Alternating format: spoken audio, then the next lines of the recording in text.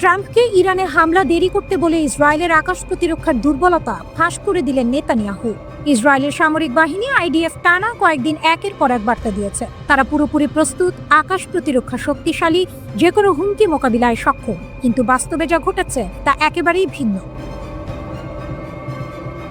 ইসরায়েলের প্রধানমন্ত্রী Benjamin Netanyahu গোপনে মার্কিন প্রেসিডেন্ট ডোনাল্ড ট্রাম্পকে অনুরোধ করেছেন ইরানের ওপর এখনই হামলা না করতে। এই অনুরোধের মধ্য দিয়েই ইসরায়েলের তথাকথিত অভেদ্য আকাশ প্রতিরক্ষা ব্যবস্থার একটি বড় ফাঁক প্রকাশ হয়ে পড়েছে। প্রশ্নটা খুব সহজ, যদি ইসরায়েল সত্যিই প্রস্তুত থাকে তাহলে হামলা থামাতে বলল কেন? গত 2 বছরে 2024 থেকে 2025 সালে ইসরায়েল 3বার ইরানের হামলা সামলেছে। প্রায় 800 ব্যালিস্টিক ক্ষেপণাস্ত্র, সঙ্গে হুথি ও হিজবুল্লাহর শত শত রকেট ও ড্রোন প্রতিহত করেছে। একই সময়ে ইসরায়েলি বিমান বাহিনী ইরানের ক্ষেপণাস্ত্র ভান্ডারও ব্যাপকভাবে ক্ষতিগ্রস্ত করেছে। যুদ্ধের আগে ইরানের কাছে ছিল আনুমানিক 2500 ব্যালিস্টিক ক্ষেপণাস্ত্র ও 400 এর বেশি লঞ্চার। এর প্রায় অর্ধেক ধ্বংস হয়েছে।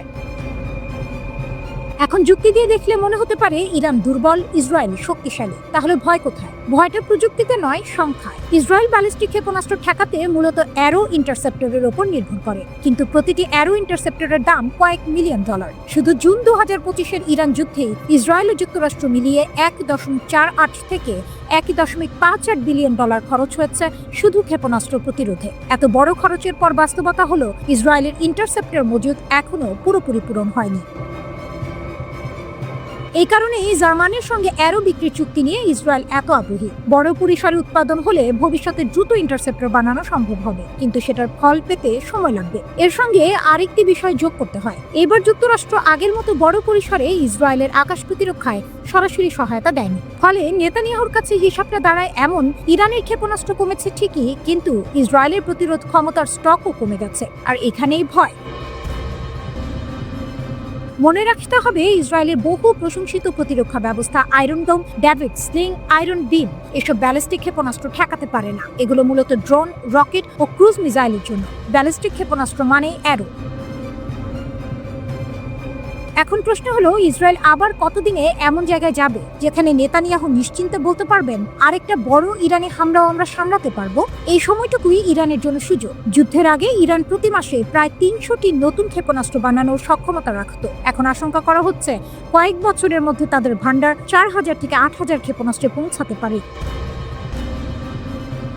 ইসরায়েলের রেড লাইন ঠিক কোথায় তা প্রকাশ্যে বলা হয়নি, কিন্তু এই সংখ্যাগুলোই ইঙ্গিত দেয় ইরান যদি আবার পুরনো অবস্থায় ফিরে যায় বা সেটাকেও ছাড়িয়ে যায়, তখন পরিস্থিতি আরো ভয়ঙ্কর হবে। সমস্যা হলো, কে দ্রুত উৎপাদন বাড়াতে পারে? ইরান কি ক্ষেপণাস্ত্র দ্রুত বানাবে, নাকি ইসরায়েল দ্রুত অ্যারো ইন্টারসেপ্টর তৈরি করতে পারবে? আরেকটি বাস্তব কারণও আছে। নেতানিয়াহু হয়তো ভাবছিলেন 2026 সালের জানুয়ারিতে যদি ইরানের পাল্টা হামলায় ইসরায়েলি নাগরিক মারা যায়, ঘরবাড়ি ধ্বংস হয়, তাহলে জনগণকে কি জবাব দেবেন? বিশেষ করে যখন ইরানের পারমাণবিক কর্মসূচি আপাতত থেমে আছে আর যুক্তরাষ্ট্রের হামলা থেকে তাৎক্ষণিক বড় লাভ স্পষ্ট নয়। সব মিলিয়ে ট্রাম্পকে দেওয়া নেতানিয়াহুর সেই অনুরোধ একটাই কথা বলে, ইসরায়েল যতই শক্তিশালী দেখাক, বাস্তবে সে এখন পুরোপুরি নিরাপদ বোধ করছে না।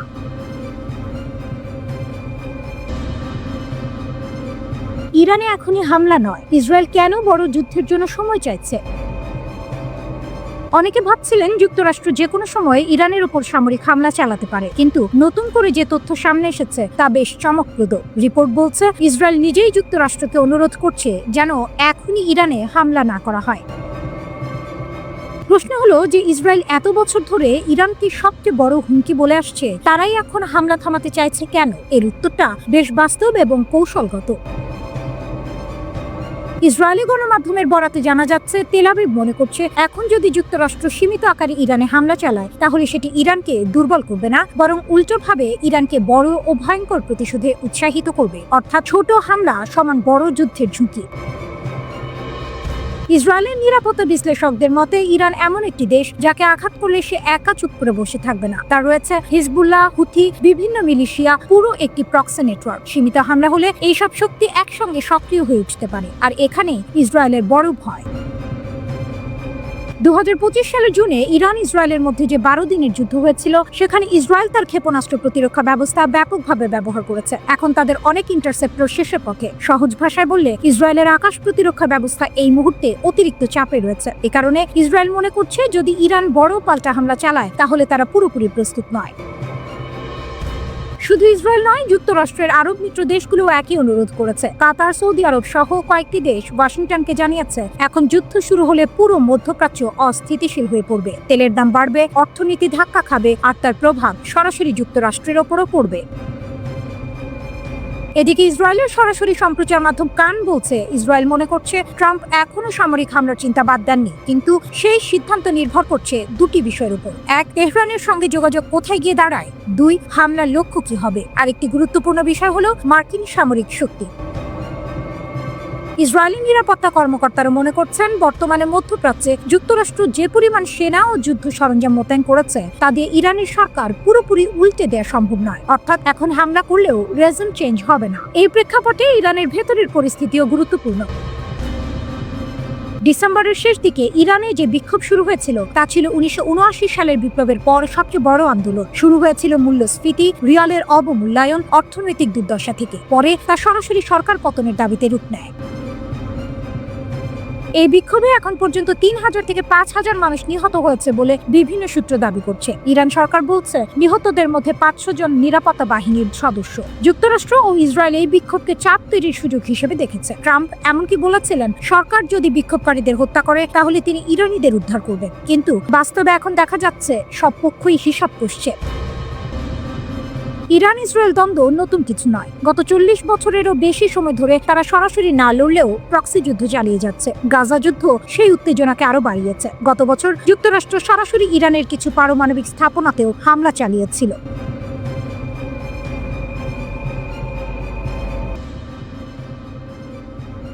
ইরান হামলার সিদ্ধান্ত প্রায় নিয়েই ফেলেছিলেন ট্রাম্প। শেষ মুহূর্তের এক বার্তায় বদলে গেল পরিস্থিতি। ওয়াশিংটনের পরিস্থিতি এমন ছিল যে প্রায় সবাই ধরে নিয়েছিল, যুক্তরাষ্ট্র এবার ইরানের ওপর সরাসরি সামরিক হামলা চালাতে যাচ্ছে। প্রেসিডেন্ট ডোনাল্ড ট্রাম্পের শীর্ষ নিরাপত্তা উপদেষ্টারাও নিশ্চিত ছিলেন তিনি রাতে হামলার অনুমোদন দেবেন। কিন্তু শেষ মুহূর্তে একটি টেক্সট মেসেজ সবকিছু বদলে দেয়। মার্কিন দূত স্টিভ উইটকফ ট্রাম্পকে জানান, ইরান সরকার প্রায় 800 জন আটক বিক্ষোভকারীর ফাঁসি কার্যকর করা বন্ধ করেছে। এই তথ্য ইরানের পররাষ্ট্রমন্ত্রী আব্বাস আরাকচির পাঠানো একটি বার্তার মাধ্যমে আসে। এরপরই ট্রাম্প সিদ্ধান্ত নেওয়া থেকে বিরত থাকেন। এই ঘটনাটি তুলে ধরে ওয়াশিংটন পোস্ট জানায়, হামলা প্রায় নিশ্চিত ধরে নিয়েই প্রস্তুতি চলছিল। কি ঘটছিল সেই সময়?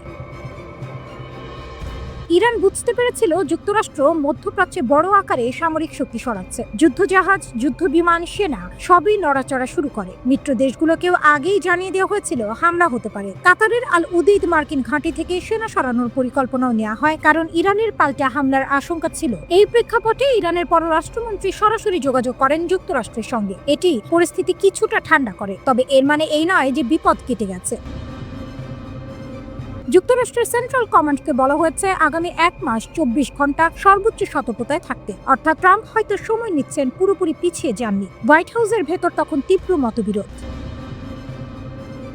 অবিশ্বাস্যভাবে ভাইস প্রেসিডেন্ট জেডি ভ্যান্স, যিনি সাধারণত বিদেশি যুদ্ধে বিরোধী, তিনি ইরানের হামলার পক্ষে ছিলেন। তার যুক্তি ছিল, ট্রাম্প একবার লাল রেখা টেনে দিয়েছেন, এখন সেটা কার্যকর না করলে যুক্তরাষ্ট্র দুর্বল দেখাবে।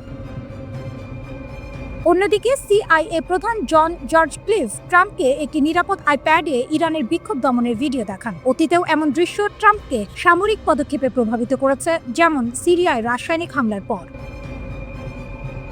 কিন্তু সবাই হামলার পক্ষে ছিলেন না। Steve Witkoff, white house chief of staff সুজি ওয়াইলস সতর্ক থাকার পক্ষে ছিলেন। অর্থমন্ত্রী স্কট বেসেন্ট বলেন, অর্থনৈতিক নিষেধাজ্ঞাকে কাজ করতে সময় দেওয়া উচিত। আরব মিত্র দেশগুলো সৌদি আরব, কাতার, মিশর সরাসরি ট্রাম্পকে ফোন করে অনুরোধ করে হামলা যেন না করা হয়। তাদের ভয় ছিল, যুদ্ধ শুরু হলে পুরো অঞ্চল অস্থিতিশীল হয়ে পড়বে, তেলের বাজার ভেঙে পড়বে, যার প্রভাব সরাসরি আমেরিকার অর্থনীতিতেও পড়বে। ইসরায়েলও প্রস্তুত ছিল না। জুনে ইরানের সঙ্গে 12 দিনের সংঘর্ষে ইসরায়েল বিপুল পরিমাণ ক্ষেপণাস্ত্র প্রতিরক্ষা ব্যবস্থা ব্যবহার করেছে। তাদের মজুদ কমে গেছে। মার্কিন নৌবহর ছাড়া তারা বড় ধরনের ইরানি পাল্টা হামলা ঠেকাতে পারবে না। তাই প্রধানমন্ত্রী নেতানিয়াহু নিজে ট্রাম্পকে ফোন করে হামলা না করতে বলেন। শেষ পর্যন্ত ট্রাম্প একটি প্রশ্ন করেন, এই হামলায় কি লাভ হবে? তার উত্তর ছিল, লাভ কম, ক্ষতি বেশি। হামলা করলে কি ইরানের সরকার পরিবর্তন হবে? না, বরং 30,000 মার্কিন সেনা ঝুঁকিতে পড়বে, বিশ্ব অর্থনীতি কেঁপে উঠবে, আর যুদ্ধ লম্বা ও অনিশ্চিত হয়ে যাবে। এই মুহূর্তে ট্রাম্প থেমেছে, কিন্তু খেলা শেষ হয়নি। মার্কিন বিমান বাহিনী রণতরী আব্রাহাম লিঙ্কন মধ্যপ্রাচ্যের পথে। 2-3 সপ্তাহ পর পরিস্থিতি আবার বদলাতে পারে। ইরান সংকট ট্রাম্পকে আবার বুঝিয়ে দিয়েছে, সামরিক শক্তি থাকলেই সব সমস্যার সমাধান হয় না। একটি উত্তপ্ত আগ্নেয়গিরি, ভেতরে জমে আছে ক্ষোভ, অসন্তোষ আর রাগ। আর সেই আগুনে ঘি ঢালছে বিদেশি শক্তিগুলো, এমনটাই দাবি করছে ইরান সরকার।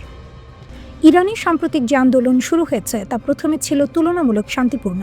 মানুষ রাস্তায় নেমেছিল নিজেদের দাবি নিয়ে, কিন্তু সময় গড়ানোর সঙ্গে সঙ্গে সে আন্দোলন সহিংস রূপ নিতে শুরু করে। বিভিন্ন শহরে সরকারি ভবন, অবকাঠামো এবং নিরাপত্তা বাহিনীর ওপর হামলার ঘটনা ঘটে। ইরান সরকারের বক্তব্য পরিষ্কার, তাদের দাবি এই আন্দোলনকে কাজে লাগিয়ে দেশকে অস্থিতিশীল করার চেষ্টা করছে বিদেশি শত্রুরা, বিশেষ করে যুক্তরাষ্ট্র ও ইসরায়েল। ইরানের সর্বোচ্চ নেতা আয়াতুল্লাহ আলী খামেনি এই মুহূর্তে সবচেয়ে বড় চাপে আছেন। তিনি একজন কঠোর শাসক, এটা সত্য। তার শাসন ব্যবস্থায় ব্যক্তিকেন্দ্রিক ক্ষমতার প্রভাব প্রবল, কিন্তু একই সঙ্গে তিনি অভিজ্ঞ ও লড়াকু রাজনীতিবিদও। ইরানের বিপ্লব, যুদ্ধ, নিষেধাজ্ঞা সব ঝড় পেরিয়েই তিনি এখানে পৌঁছেছেন। এখন পুরো জনস্রোতের বিপরীতে দাঁড়িয়ে একাই লড়াই করছেন খামেনি। এই অবস্থায় বিক্ষোভ নিয়ন্ত্রণে নামানো হয়েছে বিশেষ নিরাপত্তা অভিযান। ইরানের আইনশৃঙ্খলা বাহিনী ফারাজা দাবি করেছে, দক্ষিণাঞ্চলীয় বন্দর নগরী বুশেহর থেকে প্রায় 600টি অস্ত্র উদ্ধার করা হয়েছে। এই অস্ত্রগুলো নাকি পাচার করা হচ্ছিল রাজধানী তেহরানে। ফারাজার মতে, যদি এসব অস্ত্র তেহরানে পৌঁছাতো তাহলে বড় ধরনের নগরযুদ্ধ এবং ভয়াবহ প্রাণহানি ঘটতে পারত। এই অভিযানে অন্তত 2 জন সন্ত্রাসীকে গ্রেপ্তার করা হয়েছে বলেও জানানো হয়। একই সঙ্গে ইরানের গোয়েন্দা সংস্থাগুলো আরও একটি গুরুতর দাবি করেছে। তারা বলছে, একটি সশস্ত্র সন্ত্রাসী চক্রকে শনাক্ত ও ভেঙে দেওয়া হয়েছে, যারা সাধারণ মানুষ ও নিরাপত্তা বাহিনীর সদস্যদের হত্যা করার পরিকল্পনা করছিল।